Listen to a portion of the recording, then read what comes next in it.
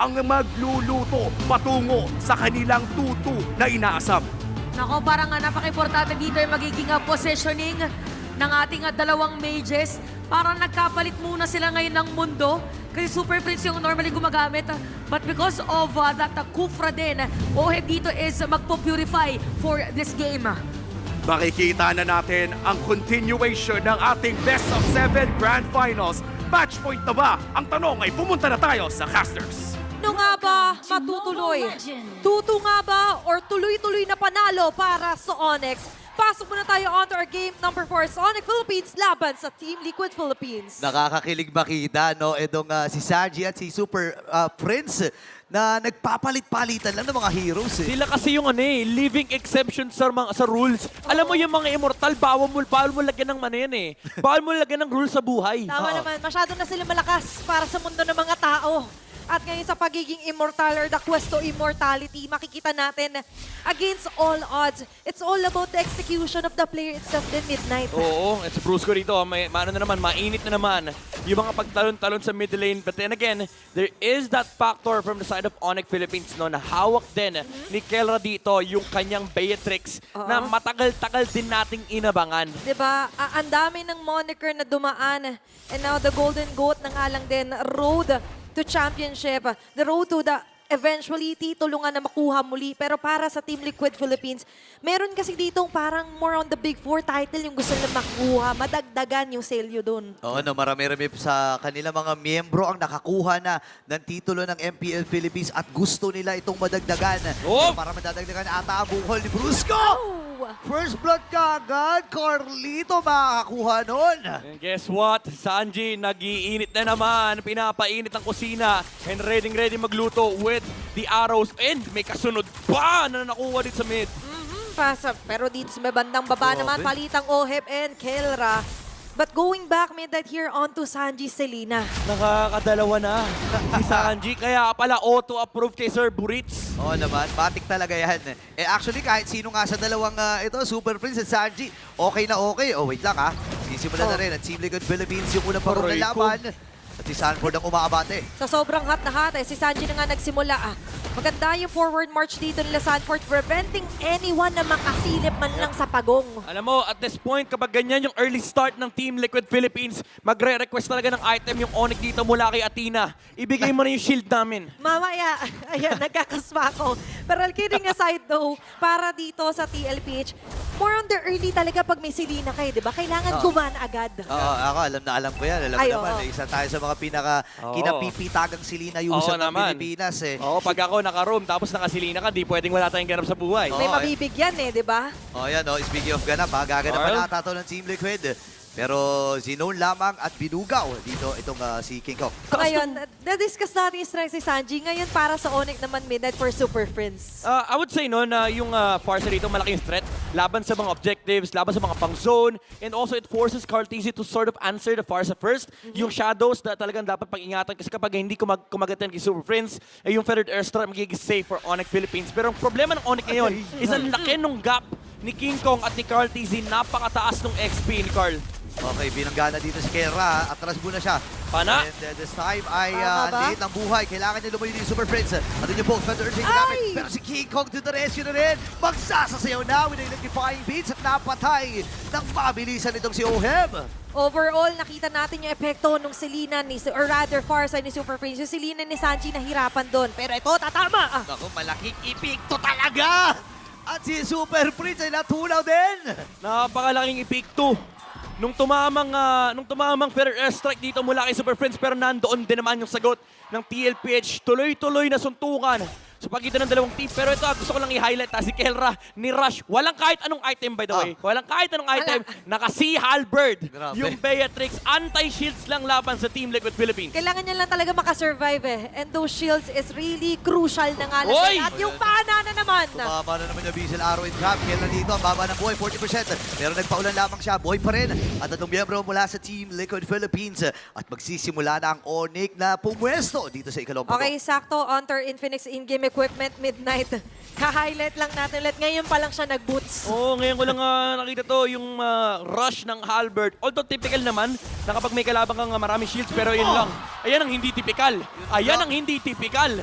Walang pantaka si King Kong. Nasalo niya talaga yung shadow kill. Ang sakit. Yun yung pinaka-perfect na sitwasyon para sa Hayabusa. Pero ngayon, perfect situation. Turtle ba to?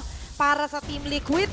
Libre na kasi nahawakan na ng Liquid Philippines dito. And unfortunately for Onyx, nasa gold lane side yung Turtle. So, hindi rin ganun kadali tumulong for Onyx Philippines kasi naka-ready rin naman si Oheb in case na lumaban dito yung Onyx Philippines. So, tuloy-tuloy lang yung pag-snowball dito ng Liquid Philippines. Carteezy, constant invades against King Kong. Plus, hindi mahihirapan si Oheb ng humabol. Pero sa ngayon, kita mo si Hoy! Sanford! O yun na, pumasok na. Nagamit na yung Venice Rage. Ngayon, alis mo na din si Carteezy pero nakasali mo yung grab. Natama ba yung Missile Arrow? Hindi. Kasi hindi na rin mag-go dito ang Onyx Philippines at malaya nilang makukuha yung posisyon dito sa may bottom lane. Pero yung kamuntikan, yung Onyx doon, buti nakaharap na magandang set dito. Si Brusco, huminto eh. Huminto yung laban para nagliparan yung tatlong members dito for either side. Yeah. Pero nakakaharap naman ng trade dito yung Onyx Philippines so far. Pero naiiwan si Oheb, naiiwan si Oheb sa kusina. Kumbaga, nakakakuha man sila ng tore, pero what they're not expecting was that si Oheb ay malaya. Pero dito, hindi malaya sila. Kirk, hinahabol-habol nila Sanford. Okay. King Kong, Na-force yung flicker ni Kirk dito habang andito yung mga dash. Mula sa kanya, May tumama pana. na naman yung Abyssal Arrow. Ang lala. Galing kay Sanji. Ibang klase talaga to. grabe. Gusto niya lang naman maglaro. Aray ko po. Isa na naman pa, natatama. Brusco. Buhay pa ba siya dito? Wings by wings ay nagamit. Sinakripisyo ni Brusco yung kanyang sarili para saluhin yung mga damage na dapat ibigay ng Team Liquid. Hinarangan yung mga glulets, ginamitan ng bouncing ball. Pero yung nakita kong graphic kanina ay hindi masaya kung Onyx fan ka. 2,000 yung lamang. Pero Oheb. Oy, Oheb! Ano nga, parang lugi ata. Oheb! Oh my goodness! Saji, Napatay si OM 1v1. Pero dito lang reinforcement mula sa Team Liquid Philippines. And Onyx Philippines ngayon ay sisilip lamang. Ibibigay ba nila si Kirk? Parang yun na nga ang magiging desisyon. 3 laban sa isa. Mapamatay si Kirk. Team Liquid Philippines, 4K gold din na. As much as napakaganda ng attempt na yun from Keller, namatay din naman siya. Pero kahit paano pinakita niya, kaya niyang patayin yung Harit, pero may tinamaan na naman ng pana. Ayan, pumasok na si Carlito. Andito yung mga pana. Carteezy, ladies and gentlemen. Ngayon naman Sanji! Naku, sinasay Stefan. Pero mamatay din siya mula sa kamay ni King Kong. Pero hindi pa tapos ang laban. grabe. Ang dami nangyayari dito, Midnight. Ayaw. Pero na nga ba yung dapat nating mas tutukan doon? Ayaw magpa-analyze. Feeling ko play-by-play na ako ngayon. Lahat i-play-by-play na lang natin. Kasi sa mga pangyayaring ganun nakikita natin, yung chase, yung break, and as well as yung pick-off doon ni King Kong. Okay. Pinakita naman ni Kelra na kaya niyang labanan yung Harit kasi konti yung shields na na-generate ni Oheb mula sa kanyang mga chrono dashes. So yung damage, medyo kahit paano nasasagot na ng Onyx Philippines. Pero yung onslaught ni Carteezy dito, yung technically wala pa silang answer. Even though nakakuha sila ng kill kay Sanji in the mid, ang daming resources na ina-expend. Si Carteezy, every time na may shadow, nag-aharap ng target dito yung TLPH. And continuous kasi yung pwede lang sabihin na aggression, especially they have JP of course, and yung accuracy ng pana burrito dito. Nakakairita na yung mga panay kung saan nanggagaling. Pero makikita si Brusco dito. Bouncing ball kagad ay nabitawan. At si Sanford dumadive na. JP nasa likod. Sige katang EP din na dito. Dito si Brusco. Kera. At nandun yung setup. Naku, tinama pa namin sila araw. May kasama mag-drop. Pero aatras na rin muna dito. Si Liquid Philippines. Sama si Kiko ay sumisilip din. Carteezy umamba. Tumama na naman sila araw. Balik si Carteezy. Pero andito rin si JP para lang saluhin. Andun na naman yung Abyssal Lala! Arrow. And Sanji, ladies and gentlemen, nangingibabaw na naman gamit ang silino niya. Segundo, laging may tinatamaan dun. Oh my goodness. Ang dami sanang play na maganda ang ginawa dito ng Onyx Philippines. Sinubukan na ng depensahan yung mid. Nabigay pa rin naman yan kay Oheb. Ikaw nga. Nandoon yung pag-cover ng mga bala ni Kelra pero yung mga pana hindi nila maiwasan. Okay, 2v1 yung laban!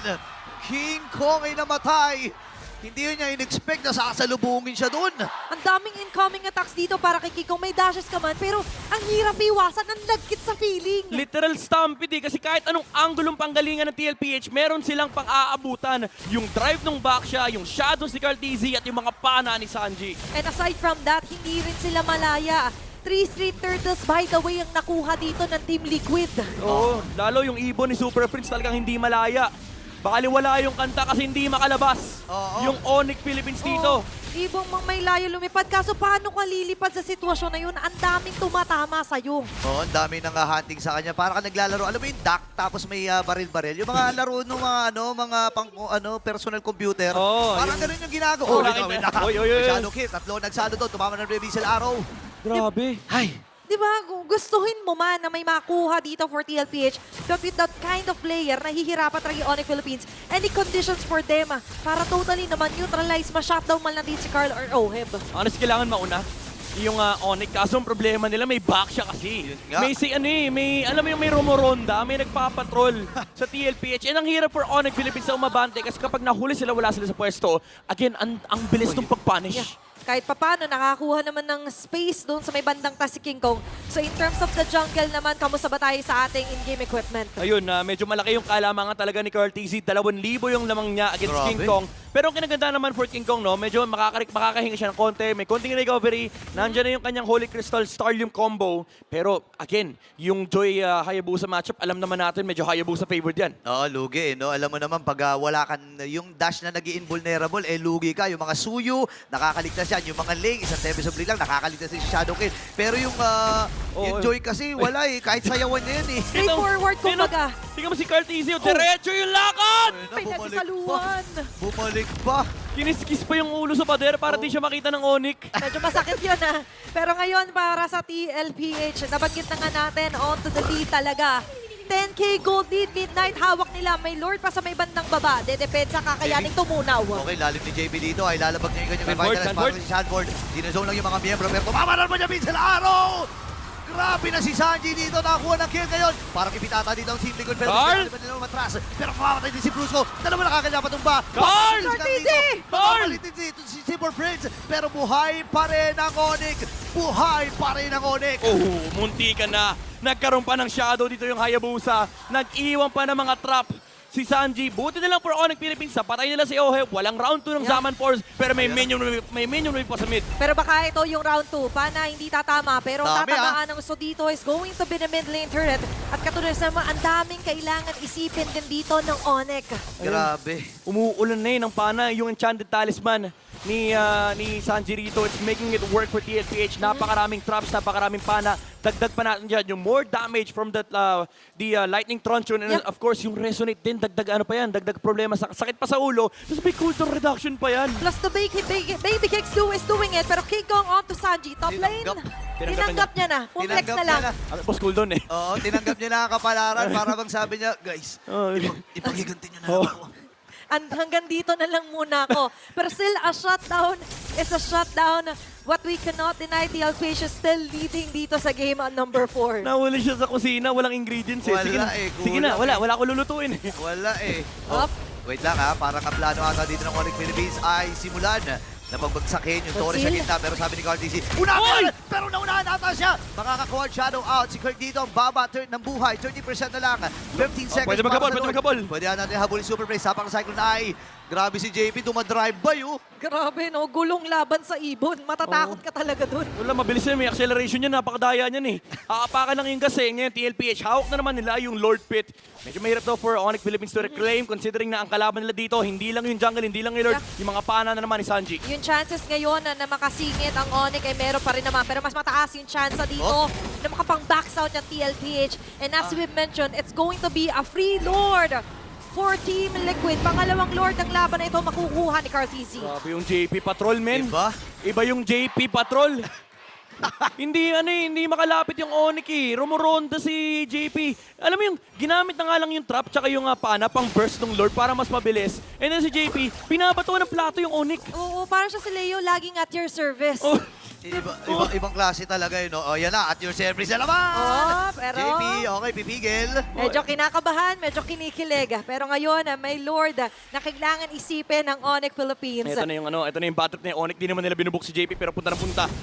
TLPH. Oh, yan. Tumama na naman. Ito na, yan yung number 1 kalaban nila eh. Numerous arrows incoming here para sa Conceal. TLPH. Conceal ginamit na dito. Sanford, Sanford, bandang baba, umaatake. JP, rolling around. Ayun na, tumama yung Abyssal Arrow ngayon. Barrett's Rage. Tatama na naman yung Abyssal Arrow. Nakakadalawa ulit si Sanji. Bilangin natin. Pero andun yung Lord. Buhay pa rin. Pwede na ba mag-face up dito? Team Liquid Philippines. Parang kaya na ata nila. Pero si Carlito, inatila niya si Super Prince. And this time, Yung base. magtatapo sila ang laban.